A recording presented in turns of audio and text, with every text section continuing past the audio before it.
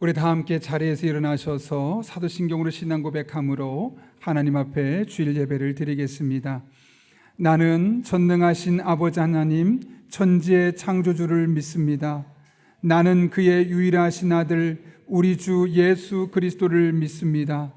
그는 성령으로 잉태되어 동정녀 마리아에게서 나시고 본디오 빌라도에게 고난을 받아 십자가에 못 박혀 죽으시고 장사된 지 사흘 만에 죽은 자 가운데서 다시 살아나셨으며 하늘에 오르시어 전능하신 아버지 하나님 우편에 앉아 계시다가 거기로부터 살아있는 자와 죽은 자를 심판하러 오십니다.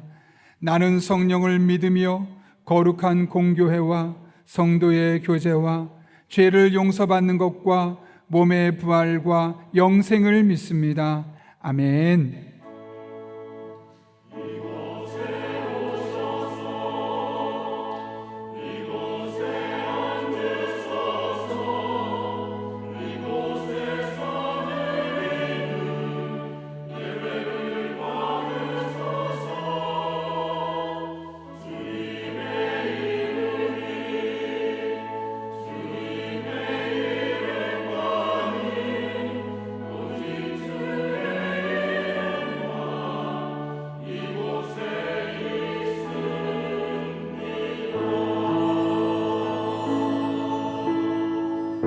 우리 예배를 받기에 합당하신 주님을 경배하며 나아갑시다.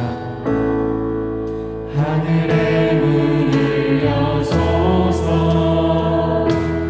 이곳을 주목하소서 주를 향한 노래가 꺼지지 않으니 하늘을 열고 오소서 이곳에 임재하소서. 이곳에 임재하소서 주님을 기다립니다. 기도해야 합니다. 하늘에 닿으니 주여 임재하여 주소서. 이곳에 오셔서 이곳에 오셔서 이곳에 앉으소서. 이곳에서 드리는 예배를 받으소서. 주님의 이름만이 오직 주의 이름만 이곳에 있으니 이곳에 오셔서 이곳에 오셔서 이곳에 앉으소서. 이곳에서 드리는 예배를 받으소서. 주님의 이름만이 오직 주의 이름만 이곳에 있으니 오직 주의 이름만 오직 주의 이름만 이곳에 있으니 오직 주의 이름만 오직 주의 이름만 이곳에 있습니다. 아멘. 다 함께 자리에 앉으셔서 우리의 찬양을 받기에 합당하신 주님의 이름을 기쁨으로 찬양하며 나아가겠습니다.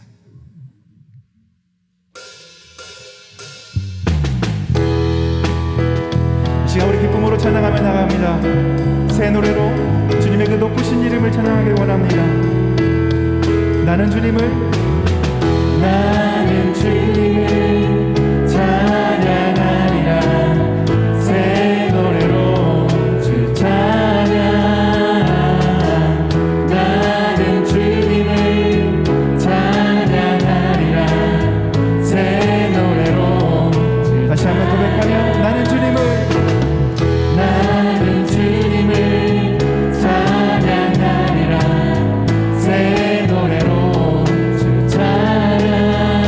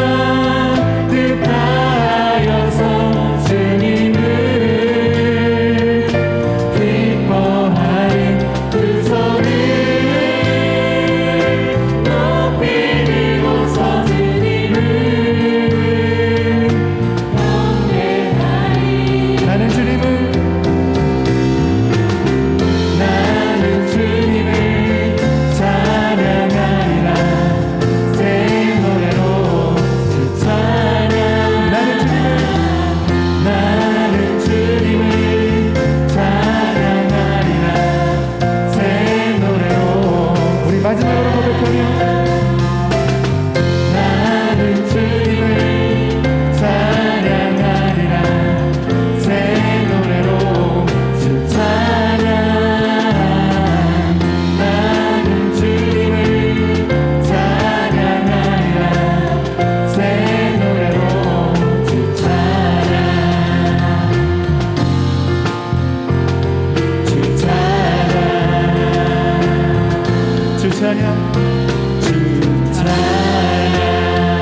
우리의 찬양을 받게 합당하신 주님께 영광의 박수로 찬양하며 나가겠습니다. 주님의 이름을 찬양합니다. 아멘.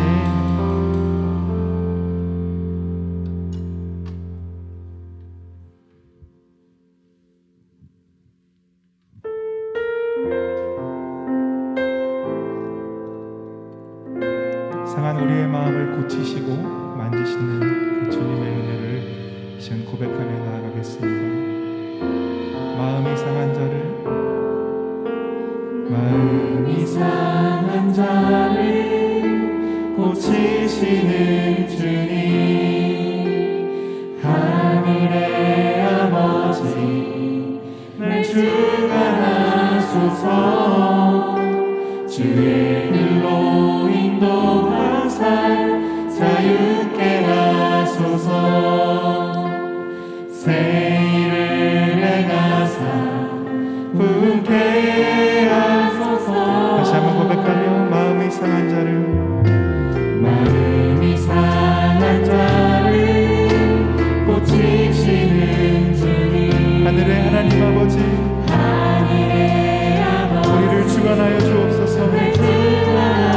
주하소서 주의 길로 인도하사 자유케 하소서 우리 가운데 새 일을 행하여 주옵소서.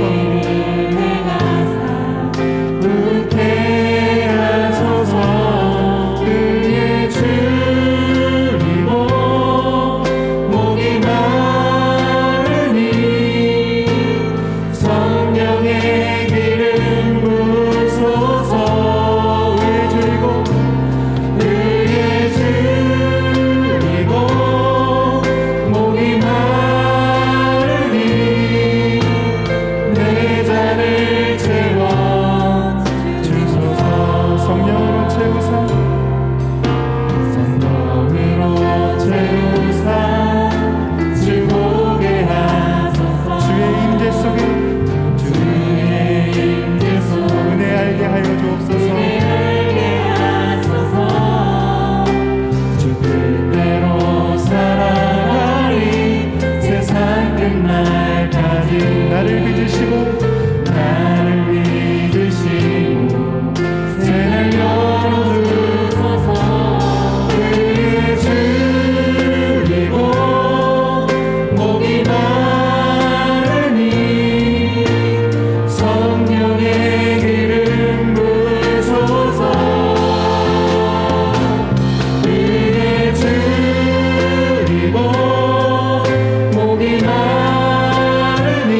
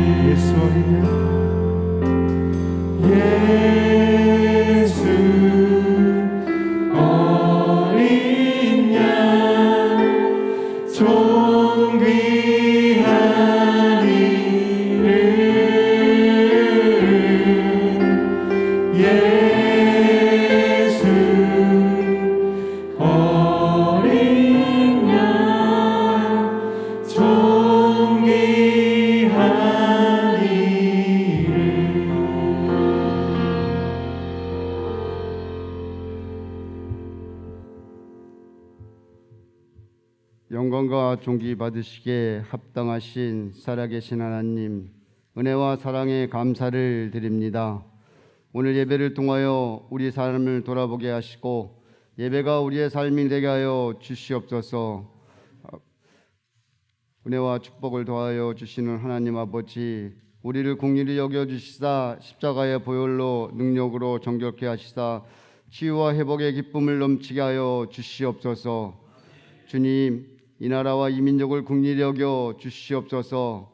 우리의 조국 대한민국이 구원의 반석이신 하나님만 의지하게 하여 주시옵소서. 대통령과 유정자들이 그리고 여야 정치인들이 한마음 한뜻이 되어 나라를 생각하고 국민을 생각하도록 하나님 이끌어 주시옵소서. 또한 정부와 국민이 코로나 재유행에 잘 대처하고 민생의 문제를 잘 해결할 수 있도록 도와주시옵소서. 국방과 안보를 지켜주시고 북한 정권을 변화시켜 주시옵소서. 우리 교회가 가정과 일터에서 하나님 나라를 잘 세워갈 수 있는 믿음의 권속들이 되게 하여 주시옵소서.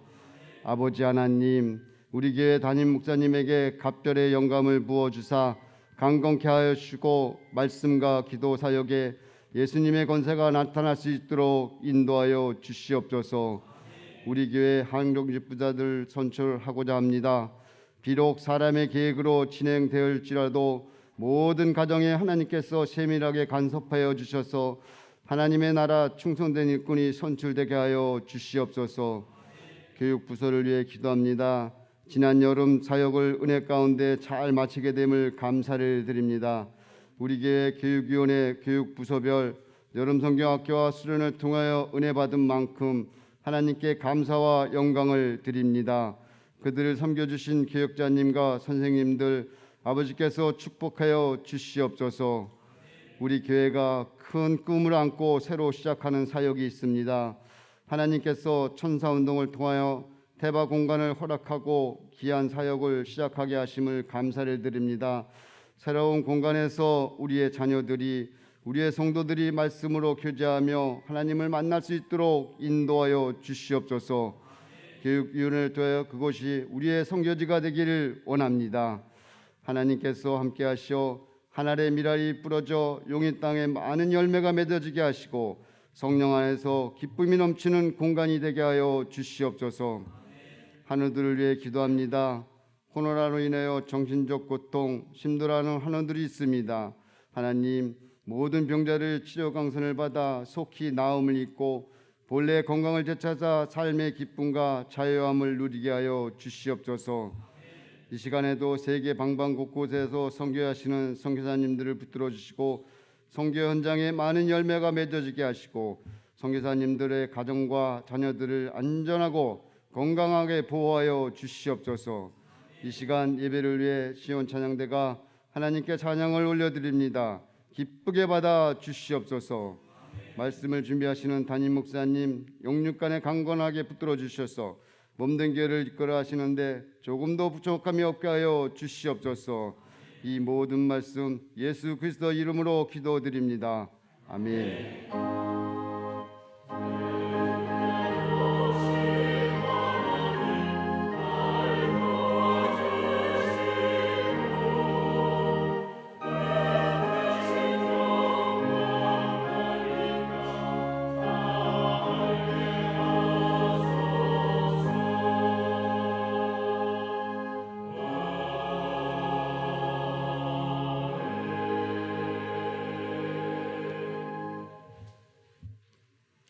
오늘 우리에게 주시는 하나님의 말씀은 디모데후서 4장 9절에서 13절까지 말씀입니다.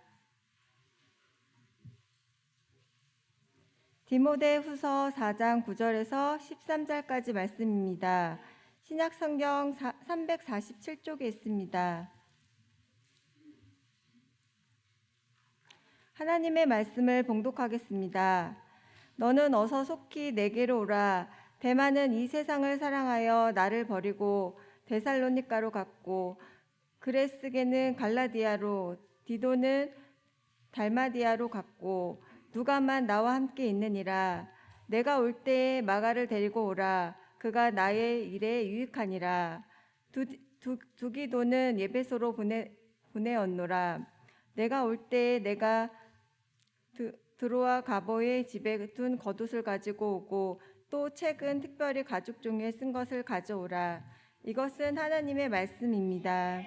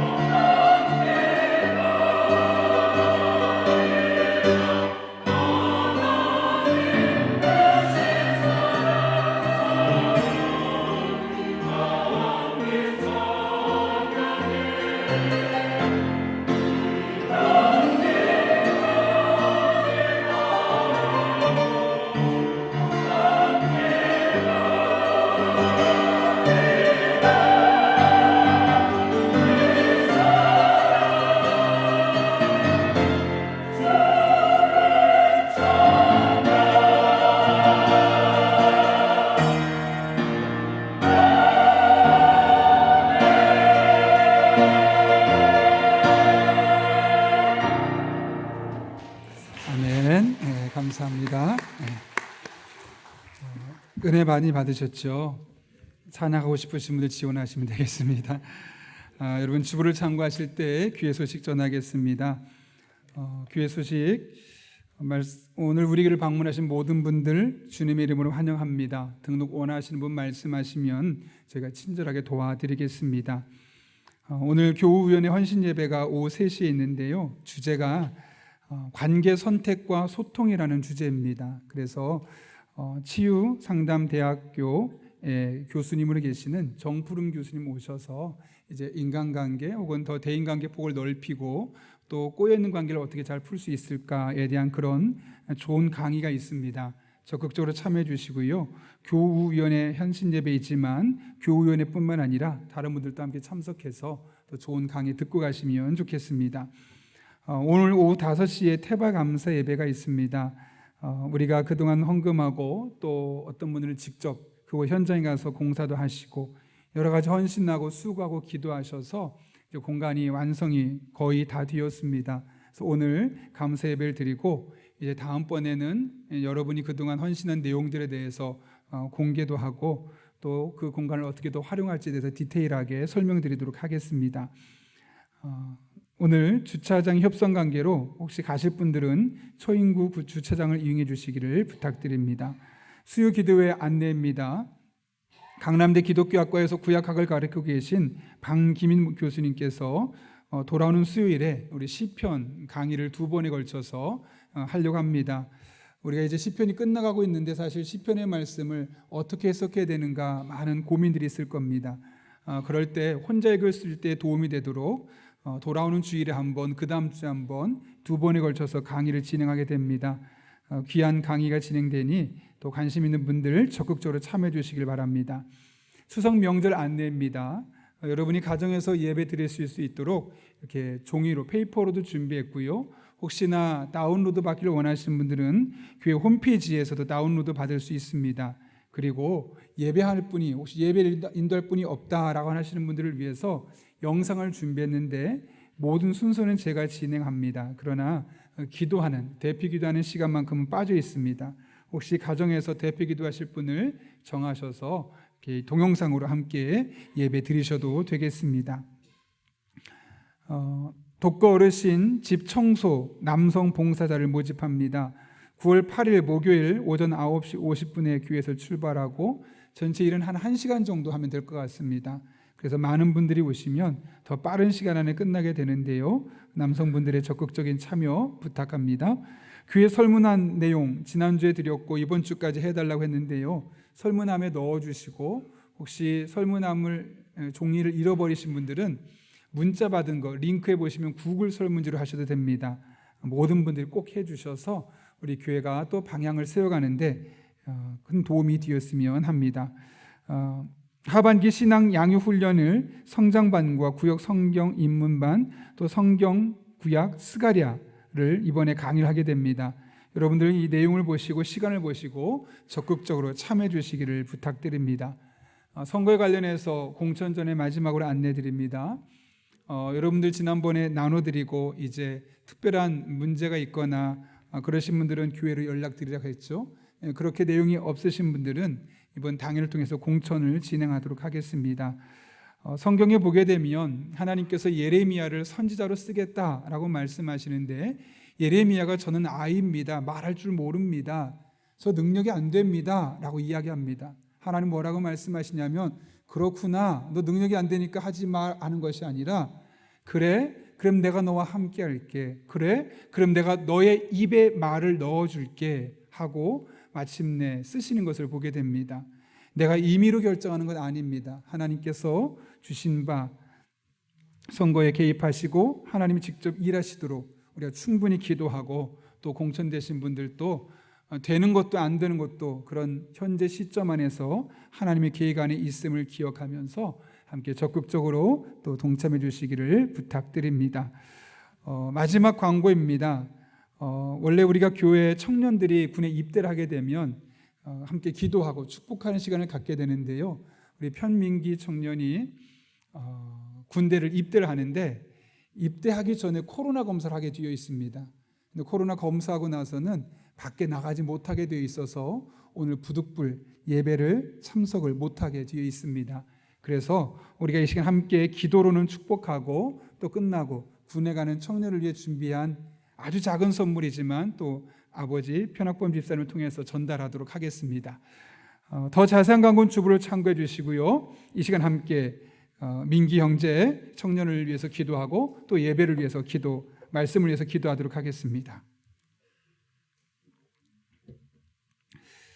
살아계신 아버지 하나님, 하나님의 뜻과 계획이 있어 오래전 편학범 집사님 가정에서 민기가 출생하게 도와주시고 여기까지 순간순간마다 분초마다 하나님 날개 그늘 안에 품어주실 뿐만 아니라 선한 길로 인도해 오신 은혜 진심으로 감사를 드립니다.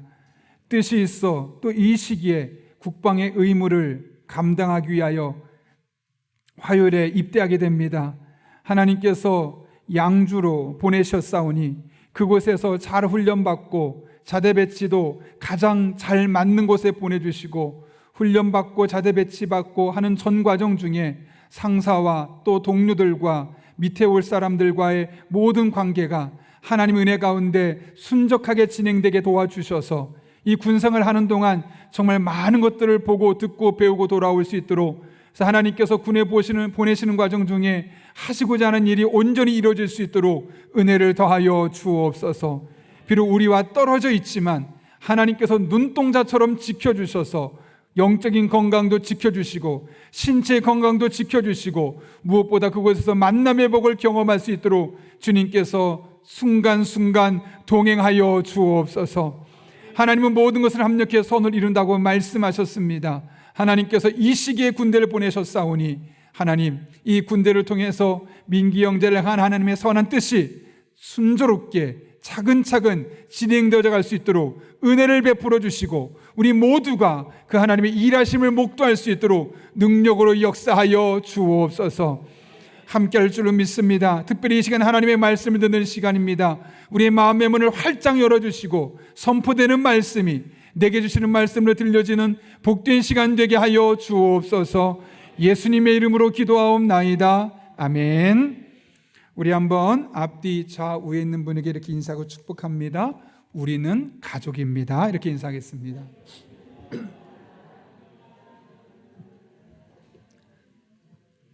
네. 제가 최근에 사회적 고독감이 건강에 미치는 영향이라는 논문 같은 페이퍼를 하나 잠깐 읽었는데요. 오늘날 우리가 살고 있는 시대를 일컬어 고독의 시대라고 말합니다. 예전에는 혼자 밥을 먹으면 눈치가 보이는 시대였죠. 근데 저 같은 경우도 기도 주간에 혼자 가서 밥을 먹을 때 처음만 해도 한 7년 전만 해도 뭔가 좀 뒤통수가 따가웠습니다. 근데 지금은 혼자 이틀 동안 밥을 먹어도 아무렇지 않을 정도로 이 모든 것이 너무나 자연스러워졌죠. 그렇게 1인 가구가 늘어가고 있는 데다가 코로나19가 확산되는 그런 과정을 통해서 나 외롭다, 나 요즘 많이 고독하다라고 고백하는 사람들의 숫자가 점점 늘어가고 있습니다. 고독이란 단어를 찾아봤더니 외로울 고에 홀로 독으로 되어 있는데요, 단순하게 번역하면 이렇습니다. 세상에 홀로 떨어져 있는 듯이 매우 외롭고 쓸쓸함입니다. 혼자 있어서가 아니라 분명히 내 옆에 누군가 있는데 그런 많은 사람이 있음에도 불구하고 혼자 있는 것처럼 느껴지는 쓸쓸함, 외로움, 고독감을 말하는 것이죠. 사실 인간은 사회적인 동물입니다. 우리 이 사회적인 동물이라는 이 용어에 대해서, 이 말에 대해서 철학자 아리스토텔레스가 했기 때문에 그냥 철학적인 용어로 정리할 때가 얼마나 많은지 모릅니다. 그런데 여러분, 인간은 사회적인 동물이라는 것이 우리 현실의 생활에 얼마나 밀접하게 연관되어 있는지 모릅니다. 예를 들면 사회적인 동물인 우리 인간의 마음속에 사회적인 고독감이 느껴지기 시작한다면 그것이 우리의 건강에 어떤 영향을 미칠 것 같습니까? 미국의 한 심리과학 연구에 따르면 사회적인 고독감은 하루에 담배 15개비를 핀 것보다 훨씬 더 나쁜 영향을 우리에게 준다고 합니다. 비만이 우리에게 많은 질병의 원인이 되는 걸 알고 있죠. 그런데 그 비만보다도 훨씬 안 좋은 것이 외롭다, 쓸쓸하다, 이런 사회적인 고립감이라는 것이죠. 실제로 사회적인 고립이 되기 시작하면 감정적으로나 심리적으로 상처를 받고 그로 인한 스트레스로 말미암아 육체의 크고 작은 병들이 찾아오게 된다고 합니다. 이것은 물론 외국의 연구 결과입니다. 여러분, 그렇다면 우리나라는 어떨까요?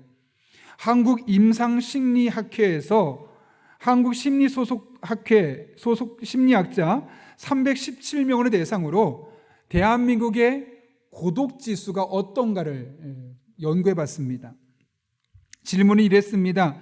현재 대한민국은 얼마나 고독하다고 생각합니까? 라는 질문에 대해서 이 심리학자들이 내린 결과, 이 점수는 무려 평균 78점입니다. 무슨 말이냐면 많은 대다수의 한국 사람들이 나 외롭습니다, 나 고독합니다, 약 78%라는 이야기는 10명 중에 거의 8명이 외로움을 느끼고 고독함을 느끼고 있다는 것이죠. 그러면서 그런 이유가 무엇 때문이냐? 첫 번째로는 점점 증가하고 있는 개인주의의 심화라고 합니다. 개인주의, 나만 괜찮으면 돼, 조금 더 나가도 우리 가정만, 우리 교회만. 사실 여러분, 우리라는 말이 들었기 때문에 우리 교회 말하면 그것이 마치 개인주의를 넘어서는 것처럼 보이지만 그 또한 또 다른 의미의 개인주의입니다. 점점 개인주의가 심해져 가고 있기 때문에 사람들이 외로움을 느끼고요. 두 번째로는 계층 간의 대립입니다. 예를 들면 고용하는 사람과 일하는 사람과의 노사의 갈등이 있기 시작하고요. 남성과 여성의 이런 편견을 말미암은 갈등들이 생기기 시작합니다. 이 외에도 수많은 이런 대립들로 말미암아 사람들이 점점점 분리되고 외롭다고 느끼는 것이죠. 장기화된 경제 불황 때문에도 그렇고 또 온라인 중심의 커뮤니케이션 문화 때문에도 그렇습니다. 예전에는 웬만하면 만났습니다. 만나는 게 안 되면 전화라도 했습니다. 그런데 요즘은 굳이 전화하지 않습니다. 카톡으로 메시지를 보내거나 문자를 보내죠. 그래서 내가 분명히 카톡 공동체 안에 10명, 20명 안에 들어가 있는데 왠지 나는 그곳에서 아무것도 아닌 것처럼 느껴질 때가 얼마나 많은지 모릅니다. 이와 같은 고독감이 우리가 살고 있는 이 시대에 많이 발생하고 있다는 거죠. 문제는 이 고독감의 원인이 되어서 생기는 문제가 우울증과 자살과 고독사와 일 중독과 인터넷에 댓글들 달되 악성 댓글을 다는 것과 남성, 여성 혹은 장애에 대한 혐오 범죄가 일어나기 시작한다는 겁니다. 그래서 분석했더니 이 고독감으로 말미암아 생긴 범죄가 약 83점이나 될 정도로 엄청나게 높은 점수를 나타낸다는 거죠. 그러니까 우리나라에 벌어지고 있는 거의 모든 범죄의 원인이 어디에 있느냐? 고독하다, 외롭다, 쓸쓸하다에서 파생되는 일들이라는 것을 분명히 말씀하고 있는 것이죠.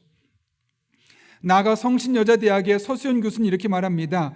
인간은 고독감을 더 많이 느낄수록 우울 혹은 불안과 같은 부정적인 정서가 증가하고 이를 적절하게 해소하지 못할 경우 정신적인 문제, 사회적인 문제로 이어질 수 있다라고 분석하고 있는 것이죠.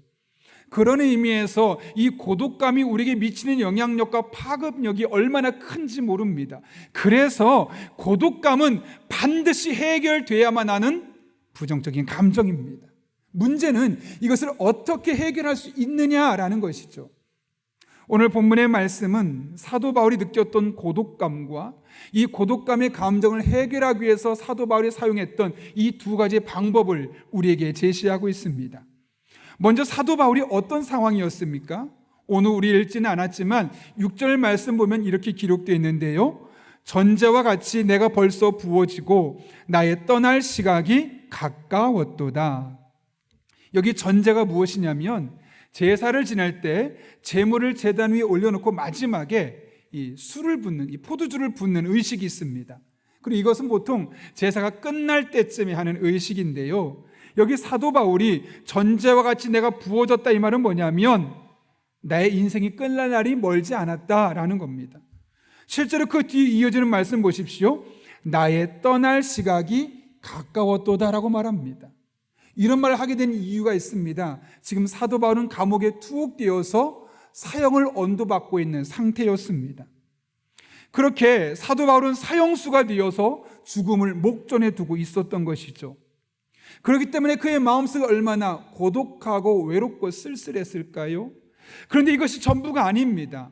또 다른 이유가 그에게 있는데, 오늘 본문 10절부터 12절까지 말씀 보게 되면 이 사도 바울의 지독한 고독을 우리에게 말씀하고 있죠.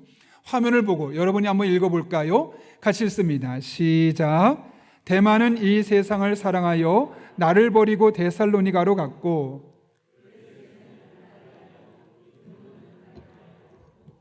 누가만 나와 함께 있느니라. 내가 올 때 마가를 데리고 오라. 그가 나의 일에 유익하니라. 두기고는 에베소에 보내었노라. 아멘. 여기 보면 몇몇 인물들이 나타납니다. 여러분, 이 사람들이 누굽니까? 그동안 사도 바울과 시간을 보내고 에너지를 보내서 복음 사명에 몰입하고 함께 일했던 사역자들입니다. 그런데 문제가 뭐냐면 지금 그 중에 4명인 데마, 그레스게, 디도, 두기고가 여러 가지 이유들로 인해서 사도 바울을 떠난 상태였다는 것이죠. 특별히 오늘 본문의 말씀을 보십시오. 어떻게 되어 있습니까? 10절에 보면 대만은 이 세상을 사랑하여 나를 버리고 갔다라고 말합니다. 그러니까 지금 사도 바울의 마음속에 버림받은 감정이었다는 것이죠. 11절을 보게 되면 누가만 나와 함께 있느니라라고 되어 있습니다. 누가가 나와 함께 있다, 누가도 나와 함께 있다라고 말할 수 있는데 그 마음이 얼마나 외롭고 쓸쓸했으면 다 떠나고 누가만 나와 함께 있어 라고 말하고 있을까요? 그만큼 지금 사도 바울의 마음이 얼마나 지쳐 있는지, 얼마나 고독하고 외롭고 쓸쓸한지를 우리가 엿볼 수 있는 대목입니다. 육체적으로는 감옥에 투옥되어서 고독했고요, 사회 관계적으로는 그의 옆에 늘 함께 동행했던 사람들이 다 떠나가기 시작하면서 그 마음속에 고독감이 밀물처럼 밀려오게 되었던 겁니다. 오늘 본문은 사도 바울이 이런 고독감을 벗어나기 위해서, 이 고독감을 해결하기 위해서 했던 2가지 방법을 우리에게 말씀하고 있는데요. 여러분, 우리도 살다 보면 고독할 때 있지 않습니까? 분명히 내 아내가 있는데, 남편이 있는데, 내 자식도 있고 부모님도 계신데 왠지 마음이 고독합니다. 쓸쓸합니다. 외롭습니다. 교회에 와서 수많은 사람과 인사를 하는데 이상하게 내 마음은 그들과 인사를 했음에도 불구하고 나 외롭다, 마치 나 혼자 덩그러니 남겨진 것처럼 느껴질 때가 많지 않습니까? 그럴 때 이런 고독감에서 우리가 어떻게 벗어날 수 있겠습니까? 첫 번째로는 우리의 마음을 나눌 수 있는 그런 친밀한 교제를 회복해야만 합니다. 사형수라는 상황과 수많은 사람이 그를 떠나버린 사회적인 관계 단절 속에서 사도 바울은 지독한 고독감을 느끼고 있었습니다. 그가 이 상황을 극복하기 위해서 했던 첫 번째 일이 무엇입니까? 바로 디모데에게 편지를 쓴 것이죠. 그것이 오늘 우리가 읽은 디모데 후서입니다. 그렇다면 이 편지를 왜 썼을까요? 오늘 본문 9절에 그 이유를 이렇게 설명합니다. 너는 어서 속히 내게로 오라. 빨리 와달라는 거죠. 그런데 빨리 와달라는 말을 어서라는 말과 속히라는 말을 다른 표현이지만 2번에 걸쳐서 강조하고 있음을 보게 됩니다. 바울의 심적 고독감이 얼마나 컸는지 우리가 능히 짐작할 수 있는 대목이죠. 그리고 사도 바울은 자신의 이 고독한 마음을 해결해 줄 수 있는 대상으로 누구를 선택한 것입니까? 디모데를 선택한 겁니다. 근데 여러분, 이상하지 않습니까? 왜 바울은 유독 디모데만 고집하는 것일까요? 사도 바울은 수많은 교회를 개척했고 또 수많은 지도자들을 세웠고 심지어 예루살렘 교회 수많은 지도자들을 알고 있습니다. 훨씬 더 영향력 있는 사람을 많이 알고 있는데 그런 사람은 다 제쳐두고 유독 왜 디모데만을 부르고 있는 것일까요? 사실 오늘 본문을 보게 되면 누가가 11절에 함께 있다는 사실을 보게 됩니다. 아까 뭐라고 했습니까? 누가만 나와 함께 있느니라. 그 옆에 누가가 있는데도 불구하고 왜 누가를 부르지 않고 그는 디모데를 그렇게 찾은 것일까? 사실 누가는 의사였거든요. 의사로서 감옥에 투옥되어 있는 이 바울의 건강을 체크하기 위해 있었던 사람입니다. 물론 둘 다 복음을 위해서 수고했던 사람들이죠. 둘 다 인격적으로 뛰어난 사람들이죠.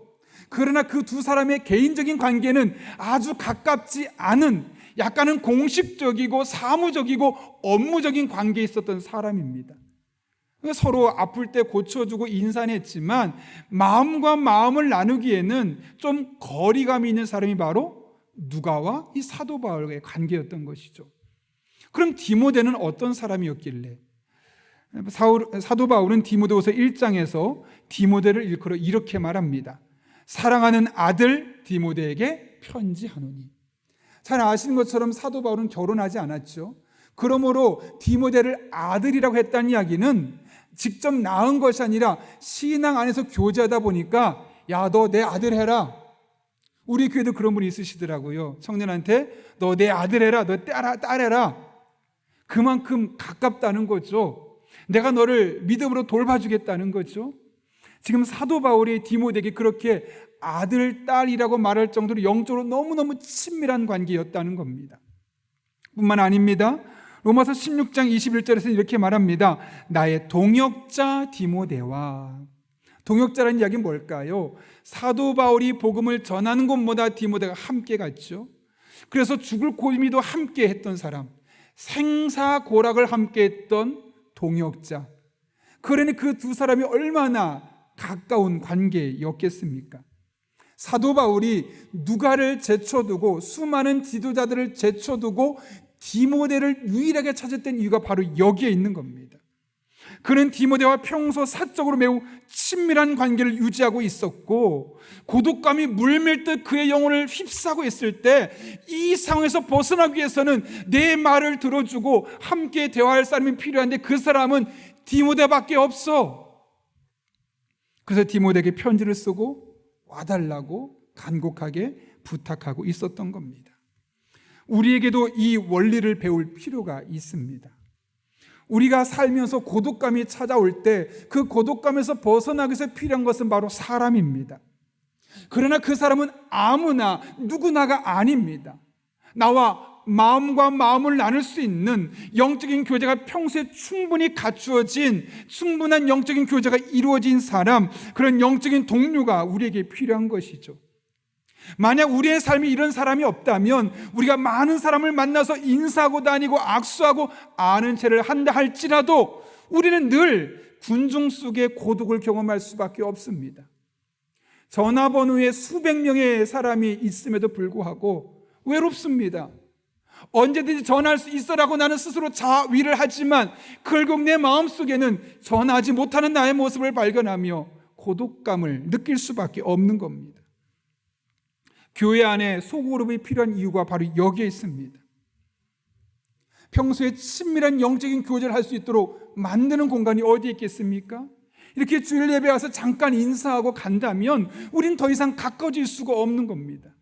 그러나 소그룹 안에 들어가서 내 마음의 이야기를 나누고 함께 기도 제목을 나누고 아픔을 함께 기도하고 함께 애쓸 때 사도 바울이 디모데에게 이야기했던 것처럼 나의 동역자라고도 말할 수 있게 되는 것이고 연령에 따라서는 형님과 동생의 관계도 될 수 있는 것이고 이렇게 영적인 가족 관계를 맺게 될 때 그 안에서 우리는 영적인 만족감을 통해서 고독감을 이겨낼 수 있게 되는 것이죠. 교회 내 종종 인간관계로 말미암은 상처로 인해서 주일 예배만 드리는 분들이 적지 않습니다. 얼마나 힘드시면 그렇게 하실까? 그 이야기가 충분히 공감이 됩니다. 그러나 깨어진 인간관계로 말미암아 생긴 마음의 상처는 더 좋은 인간관계를 맺게 될 때 회복될 수 있음을 우리가 잊어서는 안 되겠습니다. 그러므로 교회 안에서 좋은 믿음의 관계를 만들어갈 수 있기를 바랍니다. 사도 바울과 누가처럼 인사만 하는 공식적인 관계가 아니라 사도 바울과 디모데처럼 끈끈해서 아들이라 아버지라 라고 말할 수 있는 언제든지 나의 동역자라고 말할 수 있는 이런 사람들이 교회 안에서 여러분의 삶 가운데 날마다 순간마다 많아질 수 있기를 바랍니다. 이번에 태풍 흰남노로 인해서 피해가 클 것이다 라는 예측이 있었고 실제로 일본 오키나와 현에 그런 태풍이 부는 장면이 며칠 전부터 계속해서 뉴스에 등장했습니다. 제가 그것을 보다가 신기한 장면을 하나 보았습니다. 바람이 얼마나 거센지 거의 아름들이 될 만큼 큰 나무가 부러졌습니다. 보통은 뿌리채 뽑히는데 오래된 나무라는 거죠. 뿌리가 단단히 내렸다는 것이고, 그런데 바람이 워낙 세니까 중간에 부러져 버린 겁니다. 그런데 바로 옆에 있는 나무를 보실까요? 똑같은 태풍에서 그 옆에 있는 나무 보면 저 아름드린 나무에 비하면 훨씬 나무도 얇고 작고 심은 지 얼마 되지 않아서 뿌리도 얕습니다. 그런데 똑같은 태풍 상황에서 저 가로수는 쓰러지지 않고 단단하게 버티고 있는 것을 보게 됩니다. 어디에서 이런 차이점이 생기게 되었을까요? 아름드린 나무는 두껍습니다. 뿌리도 깊게 내렸습니다. 그러나 홀로 버텨야만 했습니다. 그러니 태풍이 올 때 중간이 뚝 부러질 수밖에 없었던 것이죠. 우리 신앙생활도 그렇지 않습니까? 나 10년, 20년 교회 다녔어. 그런데 여전히 홀로 다니는 사람은 아무리 교회를 오래 다녀서 두꺼운 아름드린 나무를 갖다 할지라도 고독감이 밀려오고 수많은 태풍 같은 일들이 몰려오게 되면 뚝 부러지는 겁니다. 다시 일어설 수 없을 만큼 큰 영적인 시련을 겪는 것을 보게 됩니다. 그러나 가로수는 어떻습니까?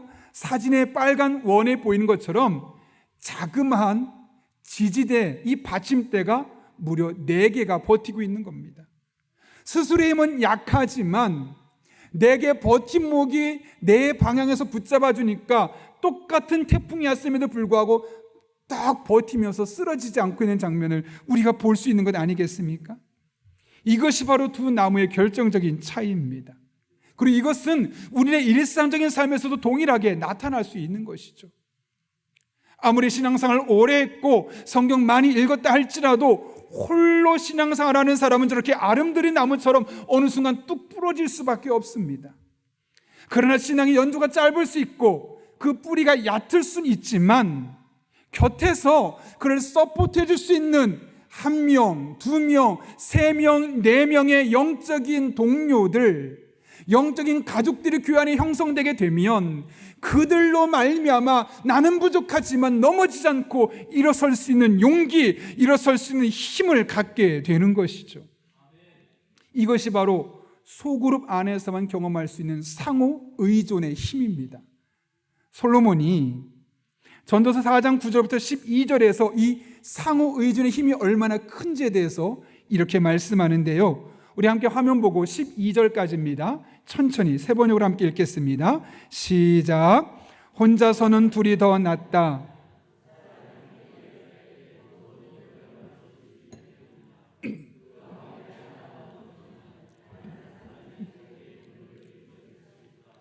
그러나 혼자 가다가 넘어지면 딱하게도 일으켜줄 사람이 없다. 또 둘이 누우면 따뜻하지만 혼자라면 어찌 따뜻하겠느냐. 혼자 싸우면 지지만 둘이 힘을 합하면 적에게 맞설 수 있다. 세 겹줄은 쉽게 끊어지지 않는다. 아멘. 우리 교회 안에 이런 관계가 있어야 되는 겁니다. 홀로 아름드리로 살아가는 것이 아니라 내가 비록 약할 수 있지만 나를 지탱해 줄 수 있는 그 세 겹줄, 네 겹줄의 인맥이 교회 안에 잘 형성만 된다면 우리는 어떤 시련과 어떤 고독감도 이겨낼 수 있는 영적인 힘을 가질 수 있게 되는 것입니다. 그러므로 여러분, 교회 안에서 이런 관계를 맺을 수 있기를 바랍니다. 어떤 분들이 이렇게 말할지 모르겠습니다. 목사님, 제가 우리 교회를 다닌 지 몇 년 혹은 몇십 년 됐는데 아직 그런 관계를 맺지 못했는데 이런 관계가 과연 가능할까요? 예, 가능합니다. 그리고 가능하게 도와드리겠습니다. 우리 교회가 이번에 추석 명절이 지나고 나면 소그룹을 전면적으로 개편하려고 합니다. 오이코스와 구역을 하나로 통합하면서 하나 정도는 무조건 가입하고 가능한 사람 2개까지도 스스로의 선택에 의해서 가능할 수 있게 해서 남성이든 여성이든 소그룹 안에서 영적으로 교제할 수 있도록 하는 시스템을 구축하려고 합니다. 보다 자세한 내용들은 저희가 여러 개 설명서를 드리면서 나중에 드리려고 합니다. 중요한 것은 이를 위해서 기도하시길 바랍니다.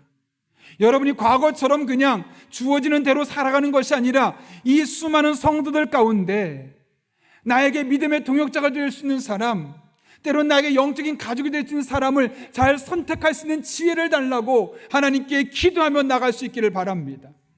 그럼 하나님 여러분의 기도를 들으시고 반드시 여러분의 동역자를 허락해 주실 것입니다. 여러분의 영적인 탄탄한 가족을 허락해 주실 것입니다. 그렇게 여러분의 길을 열어주시고 평생의 영적인 동반자가 여러분에게 주어질 것입니다.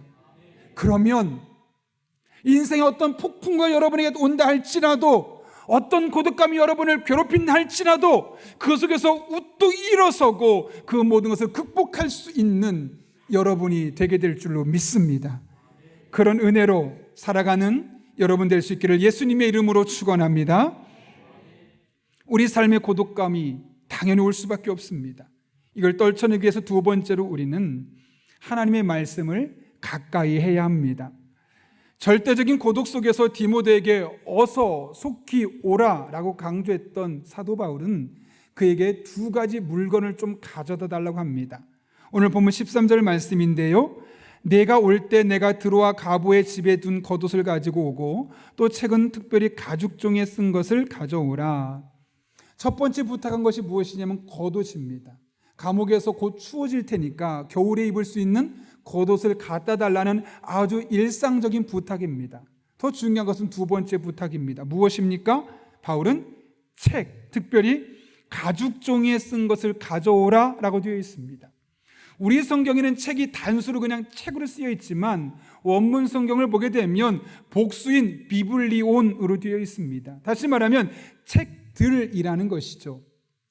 파피루스에 쓰여진 여러 가지 책을 말하는 것인데, 어떤 분들은 사도 바울이 평상시에 읽었던 수많은 경건 서적들을 가져와 달라고 말했다고도 합니다. 그러나 대다수의 학자들은 그것이라기보다는 그 당시에 구약 성경을 파피루스로 의미했는데, 지금 사도 바울은 디모데에게 나 지금 너무 힘들다, 외롭다, 고독하다, 그러니 하나님의 말씀을 내게 좀 갖다 줘라. 내가 갑작스럽게 교도소에 수감되면서 성경책이 없는데 네가 성경책을 갖다 주면 좋겠다 라고 생각해서 성경책을 부탁하고 있는 것이죠. 여러분, 사도 바울도 사실 다윗도 비슷한 시간을 보냈었죠. 평생 몸 바쳐 시간 바치고 에너지 바쳐서 사울왕을 섬겼습니다. 근데 사울왕이 자기 왕권의 위기 상황이 생기자 내쳤습니다. 다윗을 내칠 뿐만 아니라 죽이려고 했습니다. 그래서 쫓겨나고 가족으로부터 멀어지고 친구도 없고 홀로 이리저리 미친 체하며 돌아다녔습니다. 그 마음의 고독감이 얼마나 컸을까요? 나중에 겨우겨우 아둘람굴에 갔을 때 많은 사람들이 모여들기 시작했고 그제서야 그가 회복될 수 있었는데, 그가 수많은 고독의 시간을 잘 이겨낼 수 있었던 이유는 시편 19편에 이렇게 기록하고 있습니다. 제가 한번 읽어보겠습니다. 주님의 교훈은 완전하여서 사람에게 생기를 북돋워 주고 주님의 증거는 참되어서 어리석은 자를 깨우쳐 준다. 주님의 교훈은 정직하여서 마음의 기쁨을 안겨주고 주님의 계명은 순수하여서 사람의 눈을 밝혀준다. 여러분, 이게 무슨 말이겠습니까? 하나님의 말씀이 우리에게 주는 힘과 영향력이 어떤 것인지를 말씀하죠. 생기를 북돋워 준다는 것은 우리의 영혼을 성령으로 충만하게 만들어 준다는 것이고, 어리석은 자에게 지혜를 주고 깨달음을 줄 뿐만 아니라 우리 상황은 전혀 즐거워할 수 없는 상황 속에서 마음의 기쁨을 안겨준다는 것이죠. 지금 다윗이 이런 하나님의 말씀의 은혜와 능력을 경험해 봤던 겁니다. 그리고 시편 19편에서 그 말씀을 우리에게 선포하고 있는 것이죠. 여러분, 하나님의 말씀이 이런 능력이 있음을 믿으십니까? 하나님의 말씀이 여러분의 침체된 영혼을 살릴 뿐만 아니라 여러분에게 지혜를 주시고 여러분의 마음에 기쁨을 주시는 말씀임을 믿으십니까? 예, 이것은 믿으셔야만 하는 겁니다. 왜요? 하나님의 말씀이 그렇게 우리에게 이야기하셨으니까요. 그래서 이 하나님의 말씀을 이런 말씀으로 믿고 이 말씀을 의지하고 이 말씀을 붙들고 나가는 사람은 지독한 고독감에서 벗어날 수 있게 되는 것입니다. 최근에 김윤진 간사님 많이 들어보셨죠? 한성교회 찬양 인도자로 유명한 분입니다. 그분이 올린 간증문과 기도 제목을 제가 잠깐 읽었었는데요. 내용은 그녀가 최근에 연축성 발성 장애를 앓고 있다는 겁니다. 그러면서 나 지금 이런 어려움을 겪고 있으니 저를 위해 기도해 주십시오 라는 글이었습니다. 연축성 발성 장애란 나의 의지와 상관없이 성대가 떨리는 겁니다. 그러니 노래가 제대로 나올 수가 없죠. 떨리니까요. 또 하나는 내 성대 근육을 내가 제대로 조절하는 기능이 상실되어 버리는 겁니다. 그러니까 성대 이 진동이 불규칙하니까 갑자기 노래를 하다가 뚝 끊기는 겁니다. 고음이 올라가다 끊어지거나 노래를 쭉 4초, 5초에 되는데 2, 3초에 끊어지거나 이런 일들이 생기는 거죠. 그러니 여러분 찬양 인도자에게 이런 일이 생겼을 때 얼마나 마음이 힘들었겠습니까? 그리고 이 모든 병의 원인은 뇌신경의 이상 증세가 찾아왔기 때문이라는 겁니다. 그래서 지속적으로 목소리에 이상이 생기다 보니까 노래를 못하는 것뿐만 아니라 평상시에 대화할 때도 이런 어려움을 겪을 수밖에 없다는 거죠. 발병 원인을 알 수 없기 때문에 그 치료법도 당연히 없는 것이고요. 여러분이 만약 김윤진 간사라면 어떤 마음이겠습니까? 아무도 나에게 힘이 되어주지 않습니다. 마치 이런 것과 똑같습니다. 손흥민 선수가 다리가 다쳤는데 원인도 모르고 축구하기 어려운 상태, 갑자기 뛰다 넘어지는 겁니다.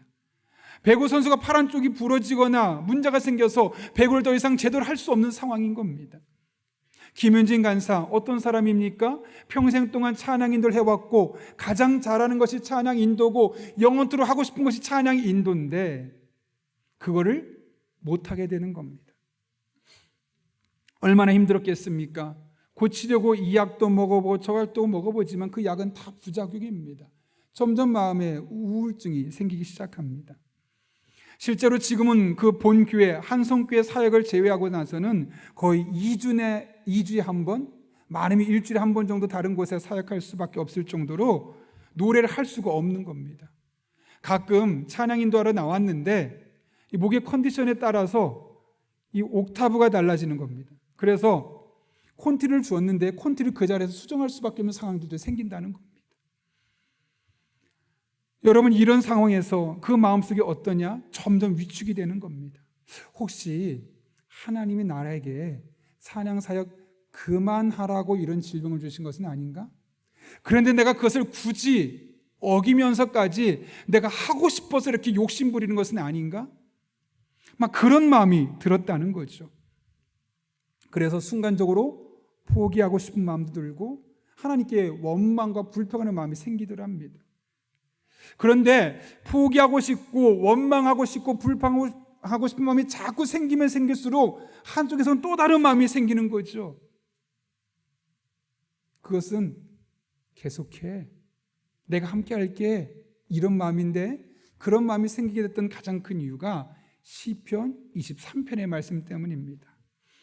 늘 들었고 너무나 잘 아는 말씀인데 어느 날 시편 23편을 읽었습니다. 여호와는 나의 목자시니 내게 부족함이 없으리로다. 그가 나를 푸른 풀밭에 누이시며 쉴만한 물가로 인도하시는도다. 내 영혼을 소생시키시고 자기 이름을 위하여 의의 길로 인도하시는도다. 내가 사망의 음침한 골짜기로 다닐지라도 해를 두려워하지 않을 것은 주께서 나와 함께 하심이라. 주의 지팡이와 막대기가 나를 안위하시나이다. 김윤진 간사는 약속된 사역이 있는데 목소리가 나오지 않거나 컨디션이 좋지 않으면 마음이 너무나 낙심하고 좌절되고 그 마음에 아무도 나를 찾지 않을지도 모른다는 고독감과 외로움을 느낀다고 합니다. 그러나 그럼에도 불구하고 여전히 찬송하고 여전히 하나님의 은혜를 고백할 수 있는 이유는 비록 자신의 상황이 지금 사망의 음침한 골짜기에 놓여져 있지만 하나님이 나와 함께 하셔. 하나님께서 지팡이와 막대기로 나를 안위해주고 계셔. 그 믿음이 있기 때문에 그 하나님이 함께하는 나는 이 하나님을 선포하리라. 그 하나님이 함께하는 나는 이 하나님을 찬양하리라. 그런 믿음의 고백이 있었기 때문에 그녀는 지금도 여전히 원인을 알 수 없는 이 질병을 겪고 있지만 하나님을 찬양하고 하나님이 하신 일을 선포하고 있는 것이죠. 많은 분들이 성경을 읽고 성경 말씀을 공부하는 것을 귀찮아합니다. 마치 나로 하여금 다시 학창시절로 돌아가서 억지로 공부하던 그 시로 돌아가라는 겁니까? 라고 말씀하는 분도 겉으로 말하진 않지만 속으로 그렇게 생각하는 분도 있다고 들었습니다. 그런데 여러분, 하나님의 말씀이 정말 그런 말씀입니까? 여러분을 귀찮게 만드는 말씀이 하나님의 말씀입니까? 아니라고 분명히 말씀하지 않습니까? 하나님의 말씀은 우리의 영혼을 소성시키고 우리를 지혜롭게 만들어주고 웃을 수 없는 상황 우리를 기쁘게 만들어주는 영적인 통찰력을 주는 말씀이라고 분명히 선포하지 않습니까? 그렇다면 여러분, 하나님의 말씀을 읽는 것을 즐거워하시기 바랍니다. 하나님의 말씀을 점점 더 가까이 하시기 바랍니다. 여러분, 하나님의 말씀을 주신 이유가 우리를 괴롭히려고 주신 것이 절대로 아닙니다. 신명기 10장 12절과 13절에서 하나님께서 성경을 주신 목적을 이렇게 이야기합니다. 이스라엘아, 내 하나님 여호와께서 내게 요구하시는 것이 무엇이냐? 곧 내 하나님 여호와를 경외하며 그의 모든 도를 행하고 그를 사랑하며 마음을 다하고 뜻을 다하여 내 하나님 여호와를 섬기고. 13절 같이 한번 읽어볼까요? 시작. 내가 오늘 내 행복을 위하여 내게 명하는 여호와의 명령과 규례를 지킬 것이 아니냐? 아멘. 여러분의 삶이 행복하길 원하십니까? 아멘이 아닙니까? 여러분, 정말 하나님 안에서 여러분의 삶이 행복하길 원하십니까? 그러면 너의 행복을 위하여 내게 명하는 여호와의 명령과 규례를 지킬 것이니라는 말씀을 따라 하나님의 말씀을 가까이 할 수 있기를 바랍니다. 인생의 진정한 행복은 돈에 있지 않습니다. 명예에 있지 않습니다. 인맥이 두터운 데 있지 않습니다. 물론 그런 것들이 얼만큼 우리에게 행복을 줄 수는 있지만 진짜 행복, 돈으로도 명예로도 인간관계의 두터움으로도 경험할 수 없는 이 진짜 행복,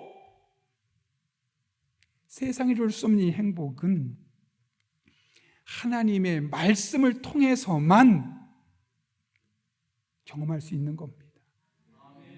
여러분, 이 사실을 믿으셔야 합니다. 아멘 하셔야 합니다. 왜요? 하나님이 그런 목적으로 우리에게 주셨으니까요. 그러면 여러분의 인생이 하나님 안에서 정말 행복하길 원하신다면, 이 세상의 고독감에 영향받지 않고 세상의 태풍에 영향받지 않고 진짜 행복을 경험하길 원하신다면 하나님의 말씀을 읽기를 사모하시고 말씀을 듣기를 사모하시고 말씀을 지켜 여러분의 삶에 구체적으로 행동으로 나타내는 분들 될 수 있기를 바랍니다. 그러면 말씀을 들을 때마다, 말씀을 읽을 때마다 말씀으로 말미암은 행복이 여러분 한 분 한 분의 삶 가운데 경험되게 될 것입니다. 이런 은혜를 경험하는 여러분 될 수 있기를 예수님의 이름으로 축원합니다. 우리 함께 기도하겠습니다. 이 시간 기도할 때 한 1분 정도입니다. 우리가 함께 기도하려고 하는데요, 살다 보면 누구나 고독한 마음, 외롭고 쓸쓸한 마음이 생깁니다. 그럴 때 이 시간 함께 기도할 때 우리에게 마음을 나눌 수 있는 영적인 동역자를 달라고, 영적인 가족을 허락해 주셔서 이 모든 어려움을 이겨낼 수 있게 도와주시고, 특별히 하나님의 말씀을 읽을 때 그 말씀으로 말미암아 내 영혼의 모든 고독함, 쓸쓸한 외로움을 이겨낼 수 있게 해주시고 진정한 행복을 경험할 수 있게 달라고, 우리 한 1분 정도지만 하나님의 은혜를 삼아만 간절히 기도하겠습니다. 거룩하신 아버지 하나님, 오늘도 우리를 주님 전에 불러주신 은혜 감사합니다. 하나님의 약속의 말씀을 붙듭니다. 약속의 말씀을 의지합니다. 친히 함께 해주셔서 우리가 외로울 때, 괴로울 때, 고독한 마음이 있을 때, 인생의 수많은 풍파가 우리의 삶에 다가올 때 우리 주변에 평상시에 쌓아놓은 탄탄한 인간관계, 무엇보다 영적인 동역자들을 만나게 도와주시고, 하나님 아버지 영적인 가족으로 인정할 수 있는 사람들이 소그룹 안에서 경험되게 도와주셔서 그들로 말미암아 이 어려운 시간을 발걸음을 내디딜 수 있도록 은혜를 더하여 주옵소서. 뿐만 아니라 하나님의 말씀을 가까이 하길 원합니다. 하나님의 말씀을 적용하길 원합니다. 하나님 말씀 내게 주신 말씀 붙들고 그 말씀대로 살기를 원합니다. 그럴 때 그 말씀으로 말미암아 모든 외로운 마음, 쓸쓸한 마음 이겨내게 도와주시고, 그 말씀으로 말미암아 세상 무엇도 줄 수 없는 진짜 행복을 우리가 다 경험할 수 있도록 하나님 아버지 은혜를 더하여 주옵소서. 그런 하나님의 은혜가 우리 성도들의 삶 가운데 날마다 순간마다 경험되게 하여 주옵소서. 거룩하신 아버지 하나님, 오늘도 우리를 불러주신 은혜 감사합니다. 외롭습니다. 고독합니다. 쓸쓸합니다. 원치 않는 이런 감정이 생길 때마다 이겨내길 원하오니 우리에게 영적인 동역자, 영적인 가족을 우리 교회 안에서 소그룹을 편성할 때 허락해 주셔서 믿음의 동역자들과 함께 이 모든 어려움 이겨내게 하여 주옵소서. 뿐만 아니라 하나님의 말씀을 가까이 하고 그 말씀이 우리의 삶의 일부가 되게 도와주셔서 말씀으로 말미암은 진정한 행복을 경험할 수 있는 하나님의 사람들 되게 하여 주옵소서. 예수님의 이름으로 기도하옵나이다. 아멘. 우리 시간 찬송가 220장 부르실 때 마지막 절에 일어서서 봉헌하시겠습니다.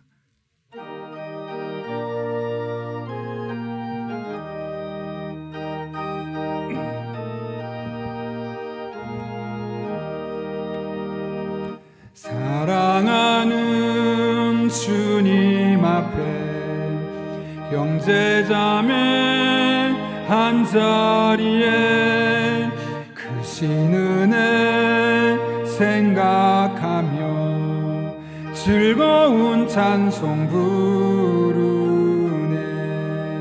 내 주 예수 본을 받아 모든 사랑 내 몸같이 환난 근심 위로하고 진심으로 사랑하세. 사랑하는 주님 앞에 온갖 충성 다 바쳐서 괴로우나 즐거우나 주님만 힘써 섬기네. 우리 주님 거룩한 손 제자들의 발을 씻어 남 섬기는 종의 도를 몸소 행해 보이셨네. 사랑하는 주님 예수. 이 시간 가정에서 예배 드리신 분들은 준비한 예물을 하나님 앞에 정성껏 드리겠습니다.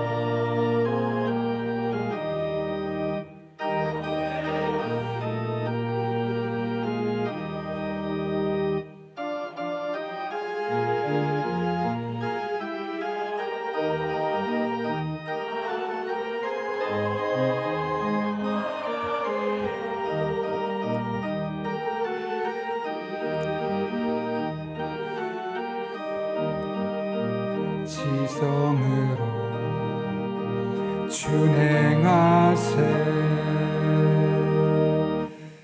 사랑하는 아버지 하나님, 지난 한 주간도 고독과 외로움과 싸우며 살 수밖에 없는 인생이었지만 우리에게 믿음의 형제 자매들을 보내주셔서 크신 은혜 가운데 이 모든 것 이겨내게 하시고 오늘 이렇게 주님 앞에 나와 예배하게 하신 은혜 진심으로 감사를 드립니다.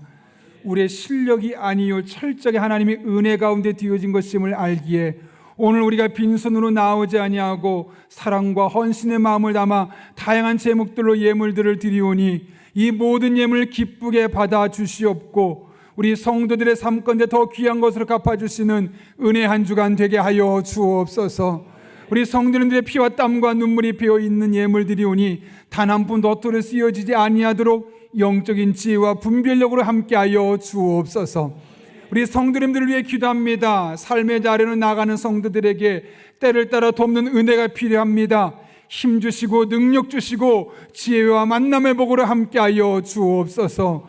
무엇보다 늘 성령으로 충만하게 인도해 주셔서 우리는 마땅히 기도할 바를 알지 못하나 하나님께서 기도할 바를 알게 하여 주시고 그렇게 모든 것을 합력해 선을 이루시는 하나님의 은혜를 고백하게 하여 주옵소서. 우리 성도님들 추석 명절을 맞이하여 이제 많은 분들이 이동하게 됩니다. 오고 가는 모든 발걸음을 안전하게 지켜주시고 각각의 가정 속에 또 다른 행복과 온전한 힐링을 경험하고 돌아올 수 있는 복된 추석 명절 되게 도와주시고, 돌아와서는 우리 영적인 가족들이 함께 모여 하나님을 즐겁게 찬송하는 또 다른 추석 명절이 되게 하여 주옵소서. 함께 하실 줄로 믿사오며 예수님의 이름으로 기도하옵나이다. 아멘. 우리 함께 바송의 찬양 부르고 축담으로 예배 마치도록 하겠습니다.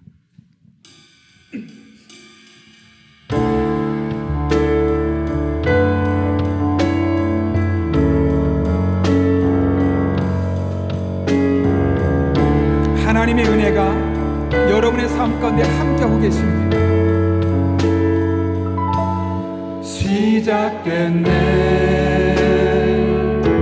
우리 주님의 능력이 나의 삶을 다스리고 새롭게 하네. 영적으로 자유하십시오.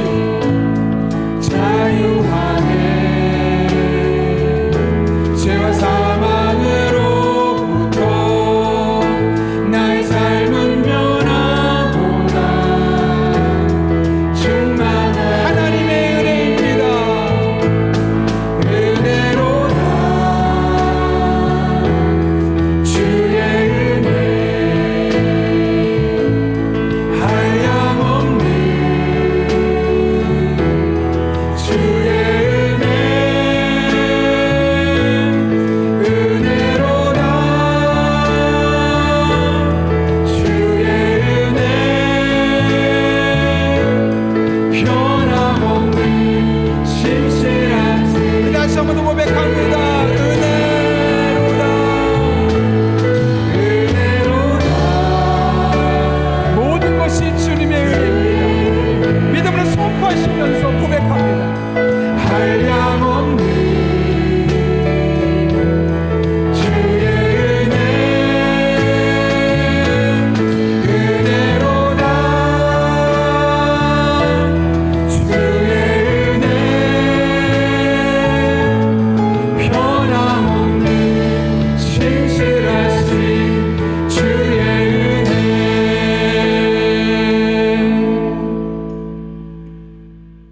지금은 변하지 않고 신실하신 우리 주 예수 그리스도의 은혜와 하나님 아버지의 사랑과 힘주시고 능력주시고 지혜로 함께 하시는 성령님의 역사하심이 오늘 주신 말씀을 내게 주신 말씀을 받고 고독하고 외롭고 쓸쓸할 때 이를 위하여 교회 안에서 믿음의 동역자, 믿음의 가족들을 늘 만들어가기를 힘쓰고 하나님의 말씀을 붙들고 그 말씀으로 말미암아 진정한 행복을 경험하기를 삼하는 이 자리에 머리 숙인 한 영혼 위에 그들의 삶의 자리, 우리 교회와 나라와 민족, 북한 땅과 온 세계 열방 가운데 이제부터 영원토록 함께 하시옵기를 간절히 축원하옵나이다. 아멘.